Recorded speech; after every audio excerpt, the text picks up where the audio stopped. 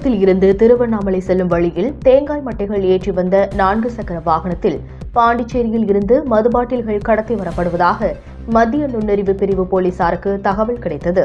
இதனையடுத்து அதன் அடிப்படையில் விழுப்புரம் அடுத்த பூத்தமேடு டோல்கேட் அருகே மத்திய நுண்ணறிவு பிரிவு விழுப்புரம் மண்டல ஆய்வாளர் சின்னகாமண்ணன் தலைமையில் காவல்துறையினர் தீவிர வாகன சோதனையில் ஈடுபட்ட போது 4 சக்கர வாகனத்தை மடக்கி சோதனை செய்ததில் வாகனத்தில் தேங்காய் மட்டைக்குள் சட்டவிரோதமாக பாண்டிச்சேரி மது பாட்டில்களை கடத்தி வந்த வீமாத்தூர் கிராமத்தைச் சேர்ந்த பரத் மற்றும் பொய்யப்பாக்கம் கிராமத்தைச் சேர்ந்த விஷ்ணுதேவ் ஆகிய இருவரையும் கைது செய்து பொலிரோ பிக்கப் வாகனத்தையும் அதிலிருந்த சுமார் 3000 மது பாட்டில்களையும் பறிமுதல் செய்துள்ளனர்.